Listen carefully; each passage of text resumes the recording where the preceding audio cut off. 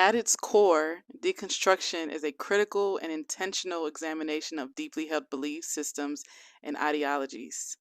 It is a process of unpacking inherited narratives, understanding their origins, and deciding whether they still align with your current reality.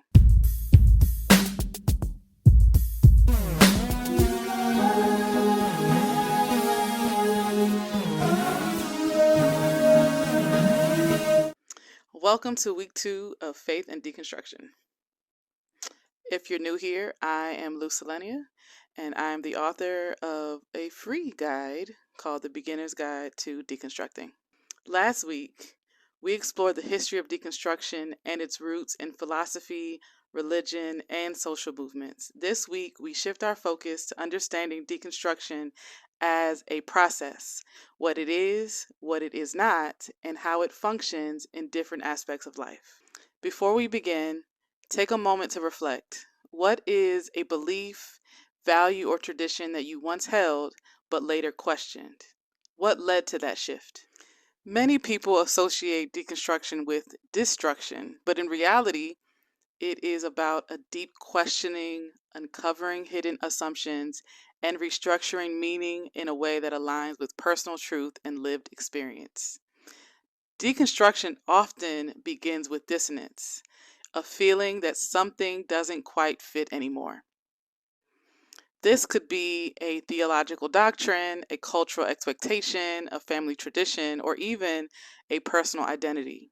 For many, deconstruction can feel unsettling because it challenges the foundation on which they have built their lives. However, it is not just about breaking things down, it is also about finding clarity, authenticity, and meaning beyond rigid structures. There are 4 key elements of deconstruction that I want to highlight. The first one is questioning, examining the origins and implications of long-held beliefs. Number 2, analyzing power dynamics, understanding who benefits from certain ideologies and who is marginalized. Often, people will call that decolonizing and not just deconstructing. Number 3, challenging certainty, recognizing that truth is often more complex than binary right or wrong answers. And 4, reconstructing. After breaking down the harmful or outdated beliefs, many people rebuild new frameworks that align with their values and experiences. It is important to note that deconstruction is a journey. So this is something that you will do over and over again, and not just like, okay, I deconstructed and I'm done. Like throughout your life, you will likely, and I could bet money on it, will find other things that maybe today you're okay with, but 5 years from now, you're not. Or maybe it was just something that didn't matter to your life, but 2 months from now, it does matter to your life. It is not a linear process, and it's not a one-time deal either. What are some common myths about deconstruction? Number 1, that deconstruction means losing your faith or identity. One of the biggest myths about deconstruction is that it always leads to abandoning faith, community, or identity. In reality, deconstruction is not about destruction. Again, I'm going to say that a lot. Deconstruction is not about destruction, but about discernment. Sorting through what is true, helpful, and meaningful versus what is outdated and harmful. For some, and it is completely valid, this might lead you to leave a religious tradition or social structure altogether. For others, it might mean deepening their faith or reconstructing new beliefs that better reflect their value. Or you just might find yourself in between both a little bit. That is okay. The second one, deconstruction is just a trend. With the rise of social media, discussions about deconstruction have become more visible.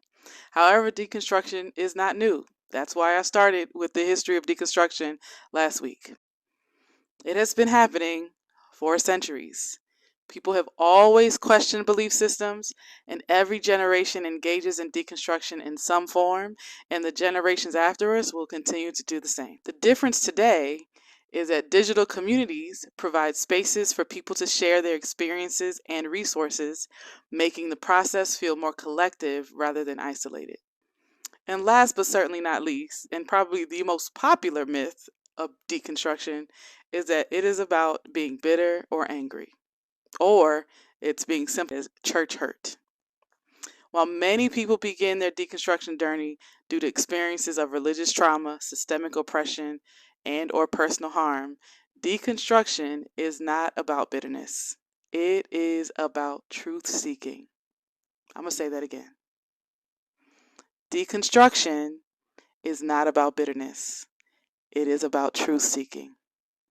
Anger can be and is a very valid part of the process, especially when confronting justice, but the ultimate goal is personal clarity, healing, and growth. Now, while deconstruction is a deeply personal journey that does not follow a strict linear path, many people experience similar stages in their process.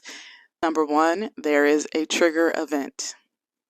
Something that happens that causes dissonance. Again, that is that feeling that something's not right.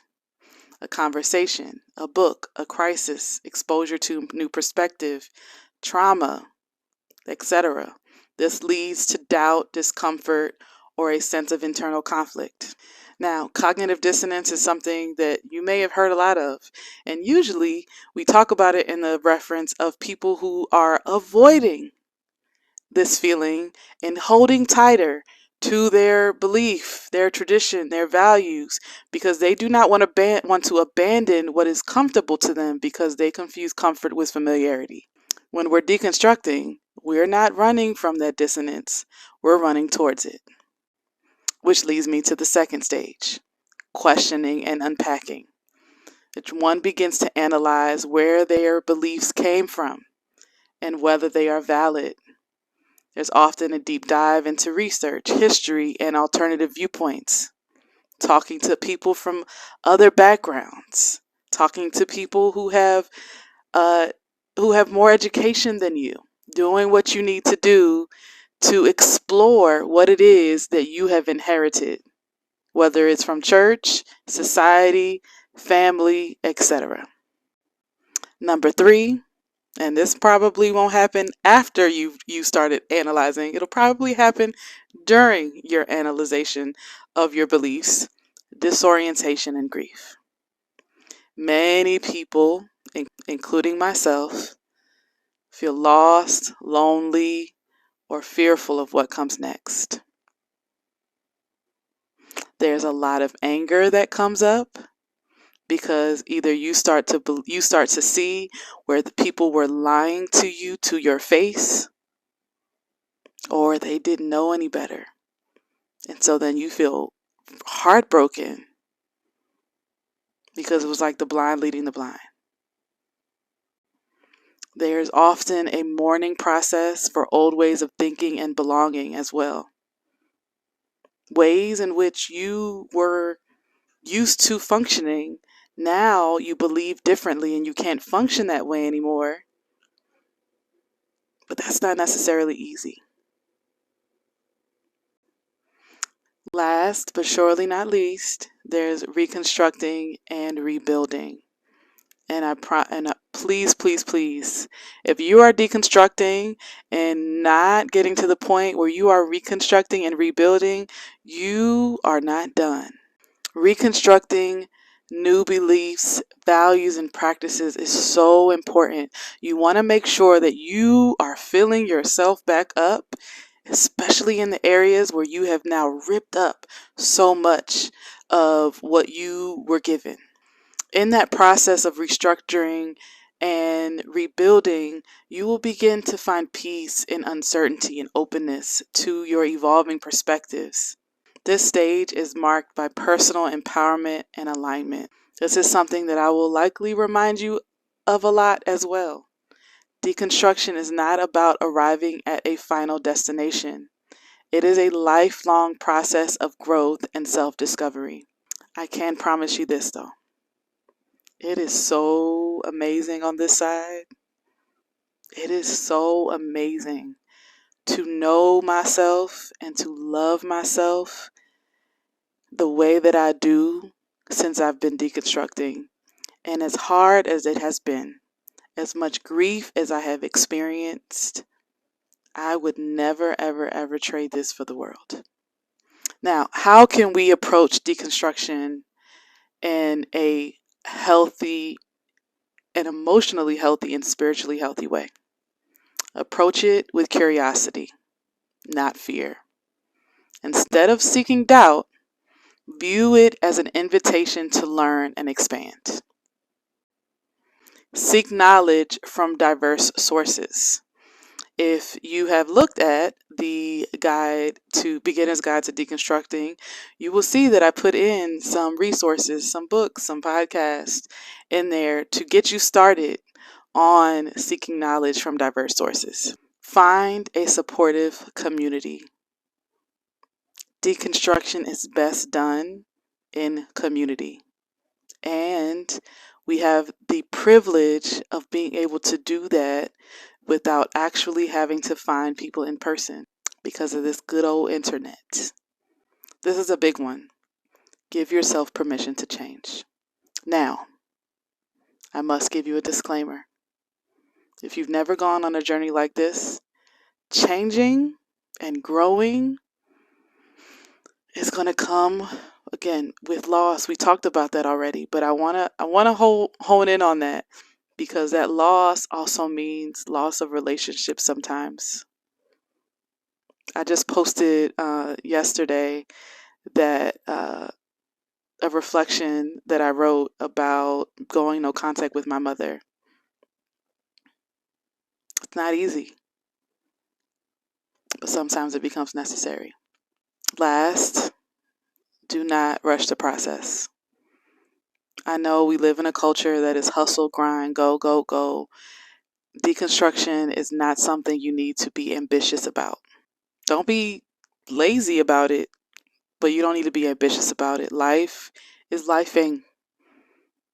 Personally, politically, globally, life is lifing. There is plenty to deconstruct.